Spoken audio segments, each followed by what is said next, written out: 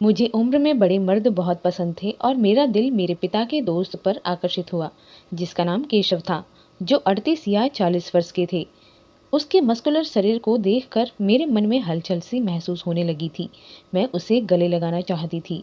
उसकी मजबूत बाहें देखकर मैं खुद को रोक नहीं पा रही थी। मेरी उम्र सिर्फ 16 साल थी। मैं अपने पापा की प्यारी बेटी थी और उनकी दुनिया जैसे मुझ में ही सिमटी हुई थी। शायद इसीलिए मैं बहुत मासूम और बच्ची जैसी थी। मेरी उम्र 16 साल थी, लेकिन मेरे काम छोटे बच्चों की तरह ही थे। लेकिन मेरे जीवन में एक ऐसा मोड़ आया जिसने सब कुछ बदल दिया। ऐसा महसूस हुआ जैसे मैं 16 साल की उम्र से सीधे 26 साल की हो गई हूँ, क्योंकि मैंने किसी को पसंद करना शुरू कर दिया और मैं शायद उससे प्यार करने लगी थी। मैं समय से पहले बड़ी होने लगी थी और मेरे पापा के दोस्त से प्यार करने लगी, जिसकी उम्र 38 साल थी। शायद वो मेरे नाजुक उम्र के भावनाएं थीं और मैं खुद को कंट्रोल नहीं कर पाई, या ये कह सकते हैं कि वो मेरा पहला प्यार था। हालांकि वो मुझसे बहुत बड़ा था, लेकिन मेरे मासूम दिल के साथ मैं क्या कर सकती थी। मैं तो बस उसकी ओर खींची चली जा रही थी। जैसे ही मैंने उसे देखा, मेरे दिल की धड़कन तेज हो गई और मेरे दिल ने महसूस किया कि ये वही है जिसके साथ मुझे अपना पूरा जीवन बिताना है।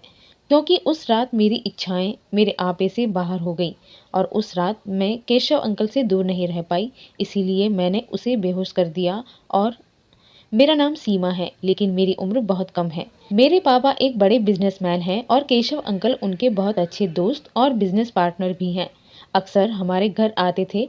उस दिन पापा ने मुझे उनसे मिलवाया और कहा कि ये मेरी छोटी परी है, मेरी बेटी। पापा के उस दोस्त की पर्सनालिटी देखकर मैं हैरान रह गई। मुझे बिल्कुल भी नहीं लगा कि वो मेरे पापा के दोस्त हो सकते हैं। मेरे पापा की उम्र 40-42 साल के आसपास है और उसी हिसाब से केशव अंकल की भी उम्र करीब इतनी ही होनी चाहिए, लेकिन उन्हें देखकर लगा कि वो अपनी उम्र से 10 साल छोटे दिखते हैं। उनकी इतनी सशक्त और मस्कुलर बॉडी थी कि मैं बस उन्हें देखती ही रह गई। पापा ने कहा कि बेटा, अंकल को हेलो बोलो।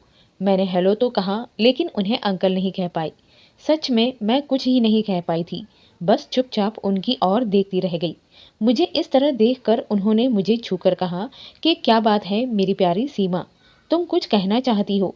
मुझे नहीं पता मैं उनसे क्या कहती, लेकिन उनके मुंह से प्यारी सुनकर मुझे अजीब लगा। उनका प्यारी कहना मेरे दिल को कहीं चुभ गया।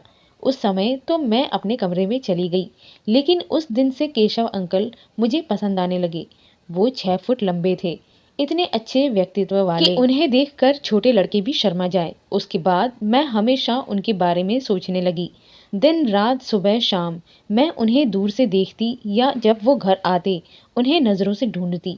कभी कभी जब मैं पापा के साथ ऑफिस जाती तो उनसे वहाँ भी मुलाकात हो जाती। खुद अपने हालात देखकर मैं हैरान थी। अब मैंने खुद पर ज़्यादा ध्यान देना शुरू कर दिया है, लेकिन जब भी वो हमारे घर आते तो हमेशा पापा के साथ बातों में व्यस्त रहते और मेरी तरफ नहीं देखते। मैं किसी न किसी बहाने उनके पास जाने की कोशिश करती, लेकिन वे सिर्फ मुझसे प्यार से पढ़ाई के बारे में पूछते। उनका बात करने का तरीका मुझे बिल्कुल भी पसंद नहीं था। मैं छोटी थी और वे मेरे साथ एक बच्चे की तरह व्यवहार करते थे।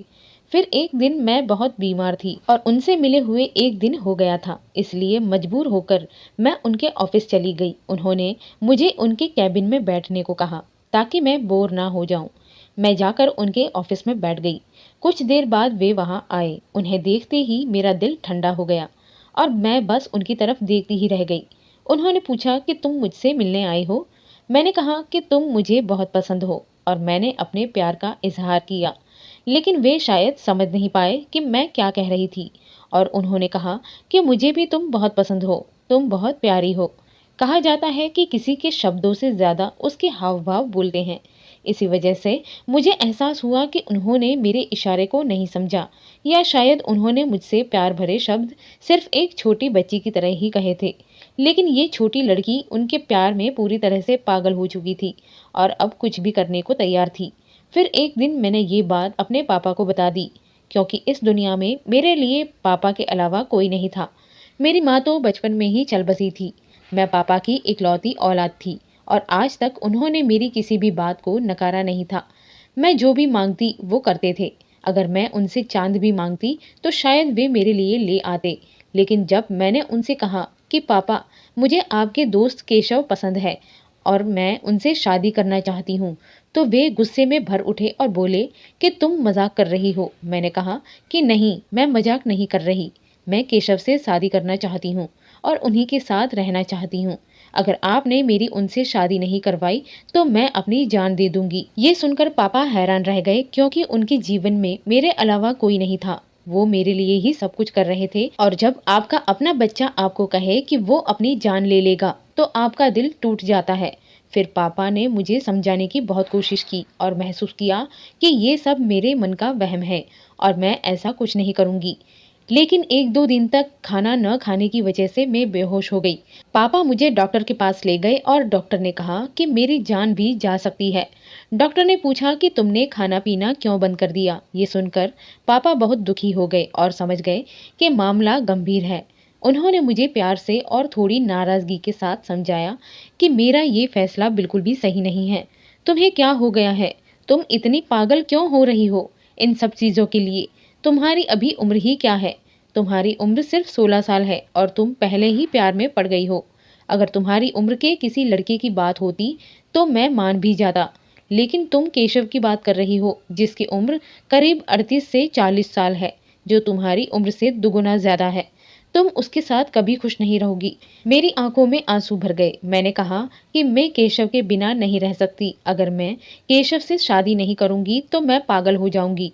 मेरे पापा दुनिया देख चुके थे। उन्हें समझ में आ गया था कि हालात गंभीर हो चुके हैं। उन्होंने अपने दोस्त केशव से बात की। केशव भी हैरान रह गए और उन्होंने इनकार कर दिया। तब मेरे पापा ने उनसे कहा कि मेरी बेटी तुम्हारे बिना नहीं रह पाएगी। केशव ने कहा कि तुम क्या कह रहे हो? वो तो एक छोटी बच्ची है। अगर मेरी भी बेटी होती तो उसकी उम्र इतनी ही होती। मैं उसे अपनी जगह कैसे दे सकता हूँ? मुझे लगता है कि तुम्हारे साथ साथ तुम्हारी बेटी भी पागल हो गई है। मेरे पापा ने कहा कि मैं मजबूर हो गया हूँ, इसीलिए तुमसे ये सब कह रहा हूँ। मेरी मदद करो, अभी के लिए उससे शादी कर लो। तुम समझदार हो, लेकिन मेरी बेटी नहीं है। उसकी जिंदगी बचाने के लिए उससे शादी कर लो। हाँ, कुछ समय बाद शायद ये सब उसके मन से निकल जाएगा और तब तुम उसे छोड़ देना। तो फिर से मैं उसे एक अच्छे लड़के से शादी करवा दूंगा। लेकिन उससे पहले अगर वो कुछ कर बैठती है तो मैं क्या करूंगा? तब मैं हाथ मलता रहूंगा, क्योंकि मैं किसके लिए कमाई कर रहा हूँ। अगर वो दुनिया छोड़कर चली जाती है तो मुझे कोई फायदा नहीं होगा। मेरे पिता के लिए उसके दोस्त को समझाना आसान नहीं था, लेकिन अब ये मामला मेरे पिता तक पहुंच चुका था, तो वो ये काम कर सकते थे और मेरे पिता केशव को किसी न किसी तरीके से राजी कर पाए थे। उसकी नासमझी की वजह से अगर मैंने अपनी जिंदगी खत्म कर ली तो शायद वो सारी जिंदगी अपनी गलतियों के लिए दोषी महसूस करेगा या पछताएगा कि उसकी वजह से किसी ने अपनी जिंदगी खो दी। इसे स्वीकार कर केशव ने मुझसे शादी कर ली और आज हमारी शादी की पहली रात थी। मैं अपने कमरे में दुल्हन बनकर बैठी थी। केशव भी मेरे पिता की तरह अमीर था, क्योंकि वो मेरे पिता के साथ बिजनेस पार्टनर था और उसके घर में भी कोई नहीं था। वो पहले शादी कर चुके थे, लेकिन उस लड़की के साथ उन्होंने सिर्फ 1 साल बिताया था और फिर उनका तलाक हो गया था और उनका कोई बच्चा भी नहीं था। जब मेरे पिता मुझे छोड़कर जा रहे थे तो उन्होंने कहा था कि तुम अच्छा निर्णय नहीं ले पाई, लेकिन याद रखना कि मैं हमेशा तुम्हारे साथ हूँ। तब तुम अपने फैसले को बदलोगी और महसूस करोगी कि तुम इस रिश्ते से बाहर आना चाहती हो, तो तुम अपने पिता के पास वापस आ जाना।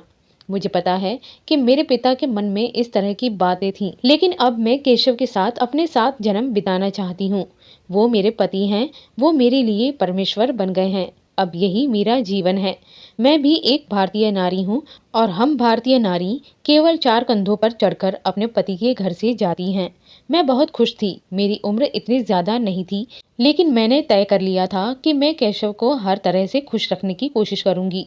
मैं खुद को एक बहुत अच्छी पत्नी साबित करूंगी और वो भी मान लेगा कि मुझसे शादी करना उसके जीवन का सबसे अच्छा निर्णय था। फिर भी मैं मन ही मन हजारों सपने लेकर केशव के लिए इंतजार कर रही थी। सिर्फ केशव के बारे में सोचते हुए मेरे दिल में हलचल हो रही थी। मेरे दिल की धड़कन मेरे आपे से बाहर थी। लेकिन शादी की पहली रात को मेरे साथ कुछ ऐसा हुआ जिसने मुझे चौंका दिया।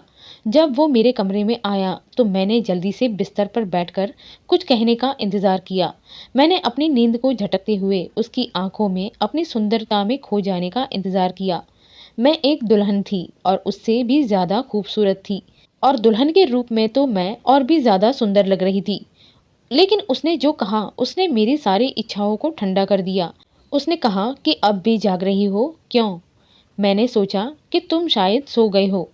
मैंने कहा कि इस तरह कैसे सो सकती हूँ? आज हमारी शादी की पहली रात है। मैं तुम्हारे लिए इंतज़ार कर रही थी। ना चाहते हुए भी मेरे चेहरे पर लाज का रंग फैल गया था। लेकिन वो मेरी ओर बहुत सख्त नज़र से देख रहा था। वो वहाँ खड़ा होकर कुछ देर तक मेरी ओर देखता रहा। फिर उसने कहा कि मुझे शादी करने की कोई इच्छा नहीं थी, लेकिन क्योंकि तुम्हारी शादी करने की इच्छा थी, तो मैंने तुम्हारी इच्छा पूरी की। ये रस्म और रिवाज छोड़कर कपड़े बदल कर सो जाओ। ये कमरा सिर्फ तुम्हारा है, मेरा कमरा ऊपर की मंजिल पर है। कुछ ज़रूरत हो तो बताना। ये सुनकर मैं हैरान हो गई। मैंने कहा कि क्या कर रहे हो? आज रात हमारी ज़िंदगी की खूबसूरत रात है, जो हमेशा याद रहेगी। तुम अपने कमरे में क्यों जा रहे हो? लेकिन वो तो क्रूर था, एक ही कमरा होता है। उसने कहा कि देखो, मैंने तुम्हारे पिता को पहले कभी इतना लाचार नहीं देखा था। वो खुद भी लाचार थे। तुमने उसे मजबूर किया और यही सब हुआ। वो मजबूरी में था। वो कुछ कहना चाहता था, मुझे कुछ समझाना चाहता था। लेकिन उसने कहा कि अगर तुम इतनी समझदार हो, तो यहाँ क्यों बैठी हो? सो जाओ। वो मेरी बात का जवाब दिए बिना वहाँ से चला गया। उसका कमरा ऊपर था। सुबह काम वाली बाई ने मुझे बताया कि साहब का कमरा ऊपर है। उन्होंने हमें नीचे एक कमरा साफ करने को कहा था, तो हमने ये कमरा सजाया। वैसे भी हम अब तक नहीं समझ पा रहे हैं कि साहब ने किसे रखा है और क्यों। तुम्हारा कमरा नीचे रखा है, लेकिन वो साहब है, इसीलिए हमने उनकी बात मानी। वो जो कहते हैं हम वही करते हैं। मेरा सपना पूरा हुआ। ऐसा लग रहा था कि वो सपने मुझसे छीन लिए गए हैं। यहाँ तक कि मेरे सपने भी मेरे नहीं थे। इसी तरह मैं अपनी ज़िंदगी कैसे बिताऊंगी? लेकिन अब मैं अपने पिता को कुछ नहीं बता सकती थी। और फिर कुछ बातें होती हैं जो पति पत्नी के बीच रहनी चाहिए। इसीलिए मैंने उन्हें कुछ नहीं बताया और ये जताया कि मैं यहाँ बहुत खुश हूँ। और वो भी खुश हो गए। लेकिन असल में हमारे घर में जो बातें चल रही थीं, मैंने सोचा ये कैसे ठीक होगा। मेरी एक दोस्त थी जो पहले से शादीशुदा थी। जब मैंने उसे ये सब बताया, तो उसने कहा कि अरे, अब तुम्हें मुझे ये सब कुछ समझाना होगा। तुम एक काम करो, अपनी उम्र से थोड़ा बड़ा दिखने की कोशिश करो। सूट मत पहनना। अगर तुम साड़ी पहनकर अपने पति के सामने जाओगी, तो वो तुम्हें देखकर खुश होंगे और उनके साथ सही तरीके से बात करोगी। बालों का जूड़ा बना लो। वो तुम्हें छोटी लड़की समझता है, इसीलिए वो ऐसा कर रहा है। लेकिन तुम्हें ये उसे समझाना होगा कि तुम इतनी छोटी नहीं हो। उसने जो कहा उसमें एक बात सही थी। जैसे कभी-कभी पत्नी अगर जवान होती है और पति बूढ़ा होता है, तो वो अपनी पत्नी को सुंदर दिखाने के लिए बालों का रंग बदलते हैं। वैसे ही मेरे पति मुझसे उम्र में बड़े थे और मैं जवान थी, तो मुझे थोड़ी बड़ी दिखाने के लिए अपने रूप को बदलना था। मैंने अपनी दोस्त की सलाह मानी और खरीदारी करने चली गई। सुंदर सुंदर साड़ियाँ खरीद लाई। शाम को खाना बनाकर अपने पति का इंतज़ार करने लगी। जब वो घर वापस आए, तो मेरे चेहरे पर मुस्कान आ गई। मैंने कहा कि सुनो, खाना तैयार है, तुम हाथ मुंह धोकर आ जाओ। जब मैंने ये कहा, तो वो मेरी तरफ देखा, तो उसके चेहरे पर अजीब रंग दिखाई दे रहे थे और बीच बीच में वो चुपचाप कुछ कर रहा था। फिर उसने चॉकलेट का एक टुकड़ा निकालकर मेरे हाथ में रख दिया। अब वो भी हंसने लगा। उसने कहा कि बड़ी बातें करने से कोई बड़ा नहीं होता। तुम बहुत बड़ी बड़ी बातें करती हो। अब तुम ऐसे नाटक करना शुरू कर चुकी हो, लेकिन भूलना मत कि तुम अभी भी मुझसे छोटी लड़की हो। उस चॉकलेट को देखकर मेरी आंखों में आंसू आ गए। मैं फूट फूट कर रोने लगी। मैं जल्दी से अपने कमरे में आई, बाल खोले और अपनी साड़ी बदलकर आईने में खुद को देखने लगी। मैं सोचने लगी, क्या किसी को प्यार करना इतना बड़ा पाप है? लोग कहते हैं कि प्यार की कोई उम्र नहीं होती, तो मैंने कौन सा गुनाह किया है? ये आदमी मेरे साथ ऐसा क्यों कर रहा है? और अब मैं किसी से कह भी नहीं सकती। मैं बहुत बुरी तरह से फंस चुकी हूँ। मुझे ही कुछ करना होगा। एक दिन तो हद पार ही हो गई। वो फ़ोन पर किसी से बात कर रहा था और मेरी ही बात कर रहा था। वो ये भी कह रहा था कि वो एक छोटी लड़की है, उसका काम भी वैसा ही है और उसकी समझ भी उतनी ही है। वो कह रहा था कि मैं उसे अपनी जगह कैसे दे सकता हूँ। अगर नहीं, तो उसकी बेटी से शादी कर ली, वरना वो इस बात को अपने दिल में रखेगा और वो मेरे साथ बिजनेस पार्टनरशिप खत्म कर देगा। तुम्हें पता है, हम एक नया कारखाना खोलने की सोच रहे हैं। अब हम कारखाने में एक साथ तो बैठकर नहीं रह सकते, इसलिए मजबूर होकर मुझे ये सब करना पड़ा। नहीं तो सोचो, शादी कोई मजाक नहीं है। इसका मतलब ये है कि उसने ये सब मजबूरी में नहीं किया था। वो अपने फायदे के लिए मेरे पिता के साथ एक नया व्यापार शुरू करना चाहता था, इसीलिए वो ये सब कह रहा था और मेरे लिए ये एक मजबूरी थी। लेकिन तुम जानते हो, जब आप किसी से प्यार करते हैं और उसे बुरा बोलते सुनते हैं, तो आपके प्यार की भावना खत्म नहीं होती। मेरा प्यार तब भी खत्म नहीं हुआ था, लेकिन प्यार की पट्टी ज़रूर खुल चुकी थी। इसका मतलब ये था कि ये आदमी जैसा दिखता है वैसा बिल्कुल नहीं है। उसने मेरे पिता से कहा कि मैंने तुम्हारा एक बहुत बड़ा एहसान किया है। मैंने तुम्हारी बेटी से शादी की उसकी ज़िंदगी बचाने के लिए, वरना तुम खुद ही कह रहे थे कि वो कुछ कर बैठने वाली है। लेकिन देखो, ये मेरे लिए बहुत मुश्किल है। लेकिन मेरे पिता ने कहा कि मैं सारी ज़िंदगी तुम्हारे एहसानों को नहीं भूलूंगा। इसका मतलब ये था कि उसने मेरे पिता को धोखा दिया कि वो उसके एहसान के बोझ पर डालकर उसे अपनी इच्छा के अनुसार राजी करना चाहता था। कुछ दिनों बाद मुझे पता चला कि इस नए व्यापार में उसने खुद को 75% साझेदार बना लिया था और मेरे पिता को सिर्फ 25% मिला था। वो ये कह रहा था कि अब मैं तुम्हारा दामाद हूँ, ये एक पारिवारिक मामला है। तब भी मैं केशव से प्यार करती थी, लेकिन अब शायद मुझे अपने प्यार के बारे में एक फैसला लेना जरूरी था। और मैंने वो फैसला लिया। वो ऐसा था कि अगर मैं अब ये सबको बताऊं तो आप सभी हैरान हो जाओगे।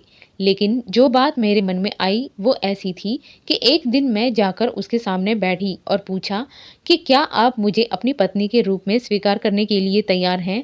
वो एक बिजनेसमैन भी था और उसने समझ लिया कि मेरा अंदाज भी उसी के जैसे व्यावसायिक था। उसने कहा कि उसका क्या जवाब है, मैं इसे दीवार पर लिख कर दे दूं। तुम क्या जानती हो वो क्या कह रहा था कि जाओ खेलो, तुम जो भी खेलना चाहती हो, वो मेरे जीवन का हिस्सा नहीं बन सकता। मैंने कहा कि मैं तुम्हें एक मौका देना चाहती हूँ। वो बोला कि मैं तुम्हें एक मौका देना चाहता हूँ, लेकिन इसका मतलब क्या है? हमारे बीच कुछ भी जबरदस्ती नहीं हो सकता।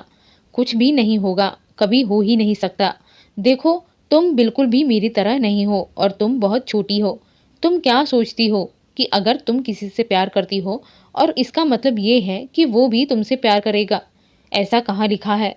ऐसा नहीं होता। तुमने अपने पिता को ब्लैकमेल किया और उसने मुझे ब्लैकमेल किया और इस तरह तुम मेरी जिंदगी में आई हो, लेकिन तुम मुझे कभी नहीं हरा पाओगी। मैं तुम्हें कभी अपनी पत्नी के रूप में स्वीकार नहीं करूंगा और मैं तुमसे कहूंगा कि अपने मन में ऐसी बातें मत लाओ, क्योंकि मैंने तुम्हारी जैसी कई लड़कियों को देखा है। मैं जिसे चाहूँ उसके साथ रह सकता हूँ। हाँ, मैं जा सकता हूँ। तुम्हें क्या लगता है कि मेरी जिंदगी में लड़कियों की कमी है? उसकी ऐसी बातें सुनकर मेरा दिल रो पड़ा। मेरी आंखों से आंसू बहने लगे। शायद मेरी मोहब्बत कमजोर है, लेकिन अगर मेरी मोहब्बत की ताकत होती तो आज तुम मेरे होते। वो बोला कि तुमने शायद कोई घटिया किताब या उपन्यास पढ़ी हो जो तुम्हारे दिमाग में बैठ गई है, लेकिन असल जिंदगी ऐसी नहीं होती।